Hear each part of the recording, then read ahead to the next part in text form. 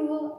Alors je vous l'ai dit il y a quelques temps, j'ai eu la chance de pouvoir retourner une journée au musée pour prendre des dossiers. Donc j'en ai profité pour vous faire quelques petites vidéos puisque je commence à être à court de jouets à la maison à vous présenter. Donc j'ai choisi de vous montrer dans cette première vidéo les différents modes de fonctionnement des trains jouets. Alors on a d'abord ici, à partir de 1860, le train à traîner. Vous avez ici un petit trou dans lequel on pouvait mettre une ficelle et on tirait le train. Donc train à traîner ou train de plancher. Pas de rails nécessaire, donc c'est pas très réaliste certes, mais si on tire le train sur des rails, cela ne va pas être très pratique. Donc 1860. Donc les trains à cette époque-là sont bien évidemment en fer blanc, comme vous le voyez ici, puisqu'ils sont fabriqués par les ferblantiers, ceux qui fabriquent des bassines pour le ménage, etc. À partir de 1880, alors j'ai oublié de dire que ce train-là est de marque FV. 1880, on a l'apparition des trains jouets à vapeur. Puisqu'on s'est dit, les anciens à traîner ne sont pas très réalistes, que peut-on faire pour avoir un train plus réaliste? Donc train à vapeur. Ici, on va pouvoir mettre l'eau. On dévisse le bouchon en laiton. Alors ici, plus de fer blanc, du laiton et du bronze, hein, bien évidemment, puisque le fer blanc, ça va fondre. On dévisse ici, on remplit la chaudière d'eau, le réservoir d'eau. Pour ne pas qu'il y ait trop d'eau, on a ce petit robinet à l'arrière pour vider le trop plein d'eau au cas où. Pour faire chauffer, dans une vraie locomotive, on va utiliser du charbon, alors que dans un jouet, on va utiliser ce brûleur ici qui va venir en dessous, dans lequel on va pouvoir mettre de l'alcool à brûler liquide.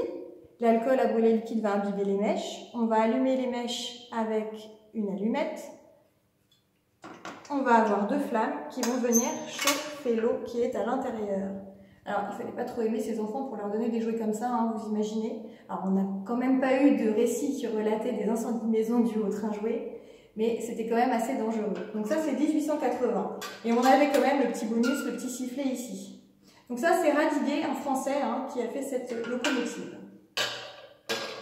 1890, on arrive en Allemagne avec la marque Märklin, qui est l'un des leaders du train jouet. Là, ce sont des petits ateliers artisanaux, hein, alors que là, on arrive chez le fabricant un peu plus industriel qui est Märklin. On va avoir les premiers trains mécaniques. Il présente cette invention, hein, Märklin, à la foire aux jouets de Leipzig en 1891, et ça va révolutionner le monde du jouet. Beaucoup de jouets sont encore aujourd'hui avec ce principe de ressort, comme ici, hein, notamment dans les jouets de bébé, les souris pour les chats, etc. Donc on remonte le mécanisme, on tire sur le frein, alors là j'ai pas assez remonté, ça n'a pas roulé depuis longtemps, hein. Confinement c'est pas bon pour les trains. Ici donc, marche arrière, on change la tirette d'inversion de sens de marche ici, marche avant. Donc on est en 1890. Comment ça fonctionne? À l'intérieur, on a un ressort comme celui-ci, là. On place la clé au milieu. Le ressort va se tendre et devenir tout petit. Et quand on lâche le frein, il se détend. On le voit aussi ici, hein. J'étais un peu curieuse quand je suis arrivée. J'aime bien comprendre, donc même si je comprends sur des dessins, je préfère voir en vrai. Donc j'ai eu l'idée de demander à ce qu'on remplace la cabine du train par du plexiglas. Donc ici, on voit bien le ressort, hein. De la même façon, on remonte. Alors on voit bien ici que le ressort est embuté. Le bruit caractéristique de ce jouet. Le ressort est bien remonté. Ici, ça n'est plus embuté, j'ai la place de passer mon doigt. On voit apparaître ici un ressort, puis à l'intérieur plein d'autres ressorts, ce qu'on appelle les engrenages. Et quand je lâche, c'est toujours quand on veut faire une démonstration que ça ne fonctionne plus.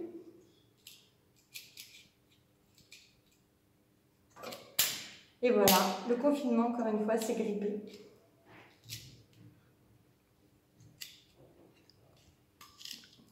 Alors voilà, problème technique résolu. Donc on voit bien les roues qui tournent, le ressort qui tourne. Alors c'est vraiment un film, hein. On voit la roue derrière, là, Et alors on voit que par rapport au mouvement des roues, le ressort tourne très doucement.